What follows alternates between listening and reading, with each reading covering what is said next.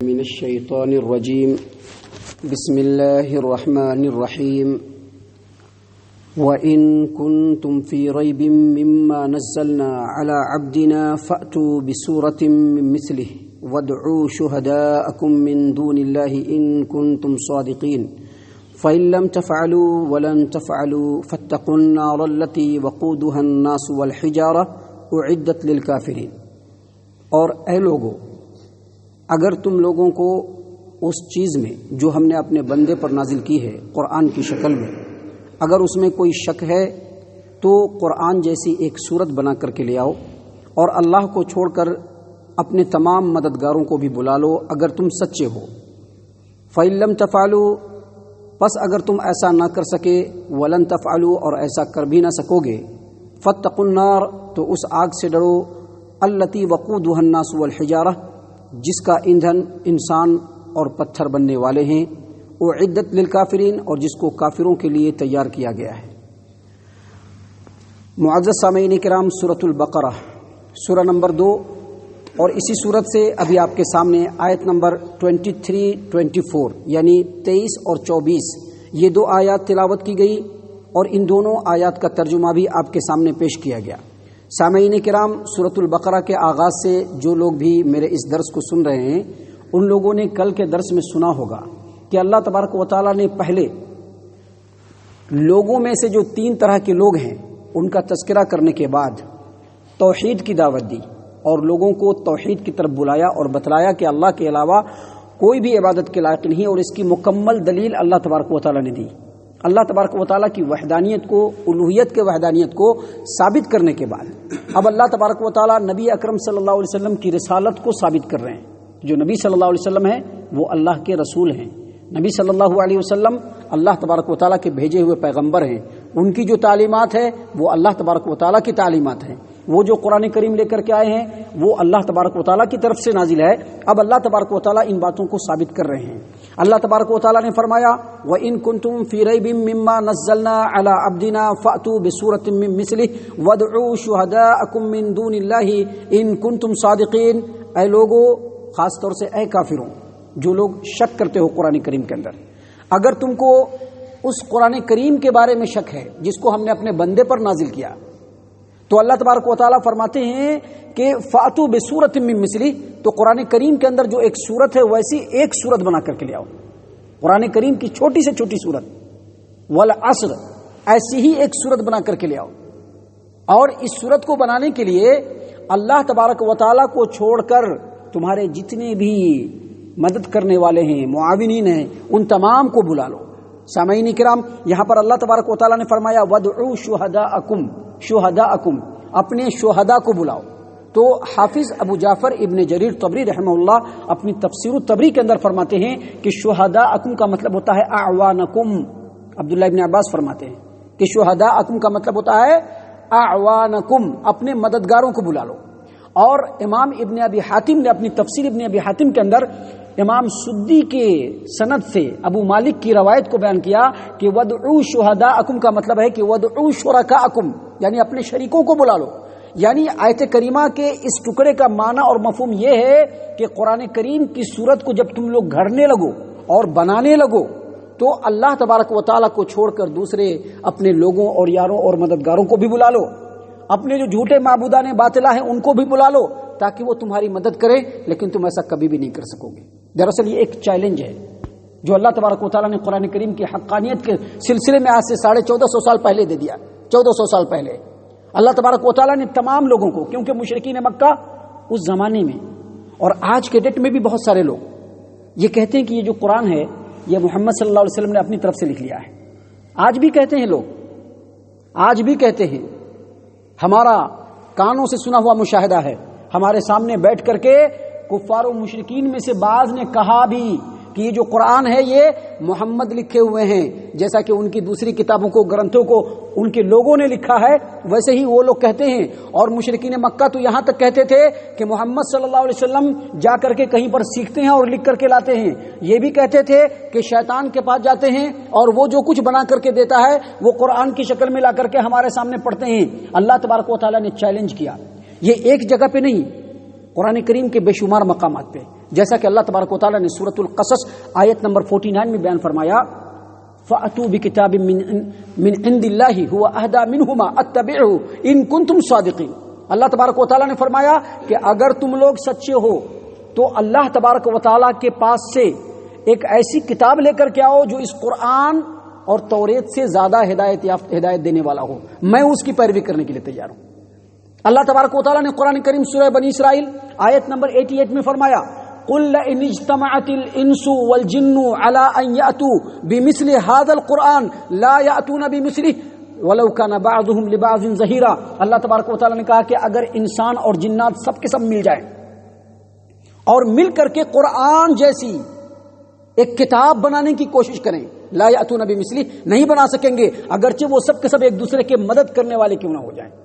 سامعین کرام قرآن کی بات چھوڑ دیجئے, اللہ تبارک و تعالیٰ نے قرآن میں یہاں تک کہ کہا ہے کہ قرآن نہیں قرآن جیسی 10 سورت بنا کر کے لے آؤ, جیسا کہ اللہ تبارک و تعالیٰ نے سورہ ہود آیت نمبر 13 میں بیان فرمایا کہ اگر لوگ یہ کہتے ہیں کہ یہ جو قرآن ہے محمد عربی صلی اللہ علیہ وسلم نے اپنی طرف سے بنا لیا ہے, ام یقولون افتراہ, اگر یہ لوگ کہتے ہیں کہ اس قرآن کریم کو محمد صلی اللہ علیہ وسلم نے اپنی طرف سے گھڑ لیا ہے فَأْتُوا بِعَشْرِ سُوَرٍ مِثْلِهِ مُفْتَرَيَاتٍ وَادْعُوا مَنِ اسْتَطَعْتُم مِّن دُونِ اللَّهِ إِن كُنتُمْ صَادِقِينَ. اگر وہ لوگ کہتے ہیں کہ اس قرآن کو محمد نے اپنی طرف سے گھڑ لیا ہے تو قرآن کے اندر جو 10 سورتیں ہیں 10 سورتوں جیسی 10 سورت بنا کر کے لا کر کے دکھلا دیں اگر وہ سچے ہیں, اور اللہ کو چھوڑ کر جس کو چاہے وہ مددگار بنا لے. اور اللہ تبارک و تعالیٰ نے قرآن کریم میں اس سے بھی بڑھ کر کے یہ جو مشرکین ہیں ان کو اور زیادہ آسانی کی. سورہ یونس آیت نمبر 37-38 اللہ تبارک و تعالیٰ نے فرمایا وما كان هذا القرآن ان يفترى, یہ قرآن ایسی ویسی کتاب نہیں ہے کہ اللہ کے علاوہ لوگوں نے اس کو گڑھ لیا ہے. قرآن کریم ایسی ویسی کتاب نہیں ہے, ولكن تصدیق الذی بین یدیہ, یہ قرآن اللہ کا کلام ہے. قرآن سے پہلے جو کتابیں نازل ہوئی ہیں یہ قرآن کریم اس کی تصدیق کرتی ہے. تفصیل الکتاب, قرآن سے پہلے جتنی بھی کتابیں آئی ہیں ان کتابوں کی تفصیلات ہے اس قرآن کریم کے اندر. لا ریب فیہ من رب العالمین, اور اس قرآن کریم میں کوئی شک نہیں اللہ رب العالمین کی طرف سے نازل کیا ہوا ہے. ام یقولون افترا, اگر یہ لوگ کہتے ہیں کہ اس قرآن کریم کو محمد صلی اللہ علیہ وسلم نے اپنی طرف سے بنایا ہے فاتوا بسورۃ من مثلہ, فاتوا بسورۃ مثلہ, تو قرآن کریم کے ایک سورت جیسی بنا کر کے لاؤ. 10 سورت چھوڑ دو, پورا قرآن کریم بھی چھوڑ دو, قرآن کریم کی ایک سورت جیسی ایک سورت بنا کر کے لاؤ, اور اللہ کے علاوہ جس کو چاہے تم اپنا مددگار بنا لو اگر تم سچے ہو. تو یہ جتنی آیتیں میں نے ابھی آپ کے سامنے پڑھی یہ سب کی سب مکی آیتیں ہیں. مکہ میں ہی اللہ تبارک و تعالیٰ نے چیلنج کر دیا تھا اس قرآن کریم کے آیات کے ذریعے سے. اور ابھی جو سورت کی جو آیت آپ کے سامنے پڑھی جا رہی ہے سورۃ البقرہ آیت نمبر 23 اور 24, یہ مدنی سورت کی آیت ہے. یعنی صرف مکہ میں چیلنج نہیں دیا بلکہ مدنی سورتوں میں بھی چیلنج دیا گیا اور بے شمار جگہوں پر دیا گیا. اس میں سے ایک جگہ یہ ہے کہ اللہ تبارک و تعالیٰ نے یہاں پر بیان فرمایا کہ وَإِن كُنتُمْ فِي رَيْبٍ مِّمَّا نَزَّلْنَا, اگر تم لوگوں کو محمد صلی اللہ علیہ وسلم جو میرے بندے ہیں ان کے اوپر نازل ہونے والی قرآن کریم کے بارے میں شک ہے فَأْتُوا بِسُورَةٍ مِّثْلِهِ, تو قرآن کی سورت جیسی ایک سورت بنا کر کے لاؤ, ایک سورت بنا کر کے لاؤ. یہ چیلنج بالکل عام تھا, سبھی کے لیے تھا. اور آپ میں سے بہت سارے لوگوں کو یہ بات معلوم بھی ہے کہ اس زمانے میں جب یہ قرآن کریم نازل ہو رہا تھا عرب فصاحت و بلاغت میں زبان دانی میں تمام امتوں سے بڑھ کر کے تھے. وہ اپنے آپ کو عربی کہتے تھے اور باقی لوگوں کو عجمی کہتے تھے, یعنی باقی لوگ گنگے ہیں, زبان ہمارے پاس ہے. اللہ تبارک و تعالیٰ نے ان کو چیلنج کیا کہ قرآن جیسی ایک سورت بنا کر کے لاؤ, لیکن وہ لوگ چیلنج کو ایکسپٹ نہ کر سکے, چیلنج کو پورا نہ کر سکے. وہ لوگ اسلام کے سخت ترین اور بدترین دشمن تھے. قرآن کریم سے ان کو نفرت تھی, لیکن اس کے باوجود قرآن کریم کے چیلنج کو وہ ایکسپٹ نہ کر سکے, چیلنج کو پورا نہ کر سکے. اللہ تبارک و تعالیٰ نے فوراً اس آیت کریمہ میں آگے ہی کہہ دیا, کیا کہہ دیا؟ فَإِن لَّمْ تَفْعَلُوا, اگر تم قرآن جیسی ایک سورت نہ بنا سکو, وَلَن تَفْعَلُوا, اور بنا بھی نہیں سکو گے. پہلے تو کہا کہ اگر بنا نہ سکو, اور بعد میں کیا کہا؟ بنا بھی نہیں سکو گے. یہ قرآن کریم کا دوسرا معجزہ ہے. قرآن کریم تو اپنے آپ میں ایک معجزہ ہی ہے, یہ قرآن کریم کا دوسرا بڑا معجزہ ہے کہ قرآن نے اسی زمانے میں کہہ دیا کہ قرآن جیسی ایک سورت کو تو کیا ایک آیت بھی نہیں بنا سکو گے, نہیں بنا سکو گے. اور جب سے قرآن کریم نازل ہوا ہے تب سے لے کر کے آج تک قرآن کا مقابلہ کوئی نہیں کر سکا ہے. اگر کوئی قرآن کریم کی طرح سے بنانے کی کوشش بھی کی آیت، لوگوں نے اس کو رد کر دیا، کہا کہ نہیں یہ قرآن جیسا نہیں ہو سکتا ہے۔ آج بھی قرآن کریم چیلنج ہے اور قیامت تک کوئی اس کا مقابلہ نہیں کر سکے گا۔ اس کے ایک آیت کوئی بات تو چھوڑ دیجئے، ایک لفظ کی بات چھوڑ دیجئے، ایک حرف میں بھی ہیر پھیر نہیں کر سکے گا، نقطے میں بھی ہیر پھیر نہیں کر سکے گا، زبر زیر پیش میں بھی ہیر پھیر نہیں کر سکے گا۔ اور کیسے کوئی اللہ کے اس کلام کا مقابلہ کر سکتا ہے؟ کیونکہ یہ اللہ کا کلام ہے۔ مخلوق کا کلام کہیں اللہ کے کلام کے برابر ہو سکتا ہے؟ اسی لیے اللہ تبارک و تعالیٰ نے یہاں پر فرما دیا فَإِن لَّمْ تَفْعَلُوا وَلَن تَفْعَلُوا۔ یہ جو ولن ہے نا، لن جب فعل مضارع کے اوپر داخل ہوتا ہے، عربی زبان کا قاعدہ ہے، عربی کے طالب علم اس بات کو اچھی طریقے سے جانتے ہیں کہ جب فعل مضارع کے اوپر لن داخل ہوتا ہے تو مستقبل کے تمام زمانوں میں ڈینائی کرتا ہے کہ ایسا کبھی بھی نہیں کر سکو گے۔ تو اس سے یہ پتہ چلا کہ یہ قرآن کریم معجزہ ہے، اور اللہ کے رسول صلی اللہ علیہ وسلم کی نبوت کے دلالت کے اوپر جتنے بھی معجزے ہیں ان میں سب سے بڑا معجزہ ہے، زندہ جاوید معجزہ ہے۔ خود پیارے رسول صلی اللہ علیہ وسلم نے اپنی زبان مبارک سے اس بات کی وضاحت فرمائی ہے۔ صحیح البخاری کتاب فضائل القرآن حدیث نمبر 4981، نبی صلی اللہ علیہ وسلم نے فرمایا کہ مجھ سے پہلے جتنے بھی انبیاء گزرے ہیں ان تمام انبیاء کو اللہ تبارک و تعالیٰ کی طرف سے کوئی نہ کوئی معجزہ ملا جس کو دیکھ کر کے لوگ ان کے اوپر ایمان لاتے تھے، اور مجھ کو جو معجزہ ملا ہے وہ قرآن کریم ہے، اور مجھ کو امید ہے کہ قیامت کے دن میرے متبعین اور میرے ماننے والوں کی تعداد سب سے زیادہ ہوگی۔ یہاں پر جو اللہ کے رسول صلی اللہ علیہ وسلم کا یہ فرمان ہے کہ مجھ کو جو معجزہ ملا ہے وہ قرآن کریم ہے، اس سے شارحین نے کہا کہ یہی قرآن کریم ہے۔ اور بہت سارے علماء کرام کا یہ کہنا ہے، جیسا کہ حافظ ابن کثیر رحمہ اللہ نے اپنی تفسیر ابن کثیر کے اندر وضاحت کی ہے کہ بہت سارے علماء کرام کا یہ کہنا ہے کہ قرآن کے علاوہ جتنی بھی پہلے کی آسمانی کتابیں وہ معجزہ نہیں ہے، صرف یہ قرآن کریم معجزہ ہے۔ اللہ تبارک و تعالیٰ نے اسی بات کو یہاں پر بیان کیا کہ جب قرآن معجزہ ہے، اللہ کی طرف سے ہے، تو محمد صلی اللہ علیہ وسلم اللہ کے رسول ہے، اور ان کے اوپر تم کو ایمان لانا اور ان کے بتائے ہوئے طریقے کے مطابق زندگی گزارنا تم تمام کے لیے انتہائی ضروری ہے۔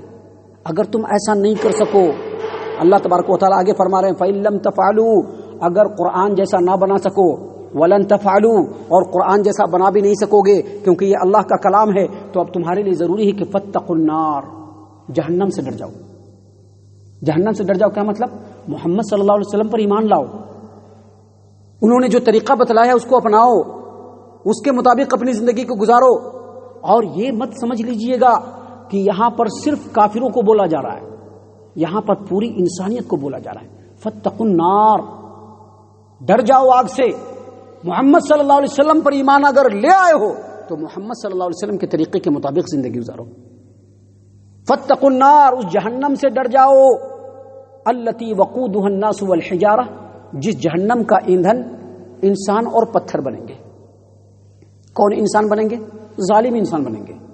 اللہ تعالیٰ نے قرآن کریم سورۃ الجن میں بیان فرمایا ہے وَأَمَّا الْقَاسِطُونَ فَكَانُوا لِجَهَنَّمَ حَطَبًا، جو ظالم ہیں، جو جابر ہیں، جو سرکش ہیں، جو بغاوت کرنے والے ہیں، وہ جہنم کے وہ قیامت کے دن جہنم کے ایندھن بن جائیں گے۔